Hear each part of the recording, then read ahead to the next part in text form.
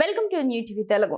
కంచా గచ్చిబౌలిలో వివాదం నెలకొన్న 400 ఎకరాలు భూములు ప్రభుత్వానివేనని రేవంత్ రెడ్డి సర్కార్ సుప్రీంకోర్టు సాధికార కమిటీకి చెప్పినట్లు సమాచారం. హెచ్సియు అధికారులు, విద్యార్థులు, రాజకీయ నేతలతో వేర్వేరుగా సమావేశమైంది. కమిటీ చైర్మన్ సిద్ధాంత్ దాస్, సభ్యులు సిపి గోయల్, సునీల్ లిమాయేలు పాల్గొని క్షేత్ర స్థాయిలో అధ్యయనం చేశారు.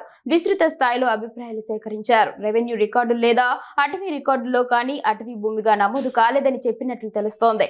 హెచ్సియుకు 400 ఎకరాల భూములతో ఎలాంటి సంబంధం లేదని స్పష్టం చేసినట్లు సమాచారం. వృక్షాలను నరికినప్పుడు వాల్టా చట్టం నిబంధనలు పాటించారా అని సుప్రీంకోర్టు కమిటీ ప్రశ్నించగా, అనుమతులు అవసరం లేని చెట్లు మాత్రమే తొలగించినట్లు ప్రభుత్వం చెప్పిందని తెలుస్తోంది. అయితే ఆ భూమి అటవీ భూమి అని, అడవికి ఉండే 0.4 క్యానపీ లక్షణాలు ఉంటే అది ఎవరి భూమి అయినా అటవీ భూమి అయ్యిద్దని 1996లో సుప్రీంకోర్టు తీర్పు ఇచ్చిందని కేటీఆర్ వాపోతున్నారు.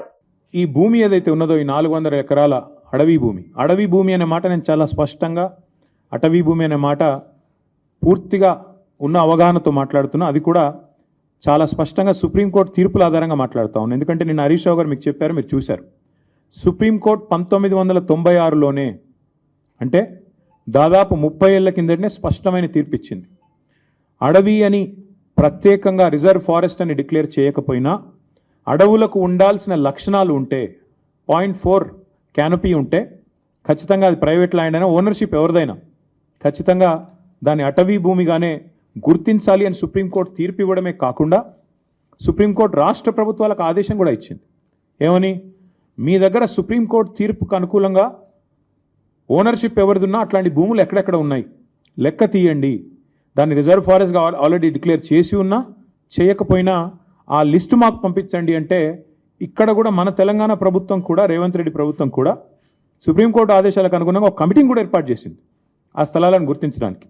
అందుకే 0.4 క్యానపీ ఉన్న ఈ భూమి ఖచ్చితంగా అటవీ భూమి. మీరు చూస్తారు, సుప్రీంకోర్టు ఆల్రెడీ దాన్ని అటవీ భూమిగానే చెప్పింది. మన జస్టిస్ గవాయ్ గారు కూడా చెప్పారు. ఫారెస్ట్ కన్జర్వేషన్ యాక్ట్ 1980 1980 ప్రకారం రేవంత్ రెడ్డి గారు చేసిన అతిపెద్ద ఫైనాన్షియల్ ఫ్రాడ్ ఏంటి అంటే, ఒక అటవీ భూమిని ఇవాళ తాకట్టు పెట్టడం లేదా అమ్మడం, ఆ అధికారం గవర్నమెంట్ కూడా లేదు.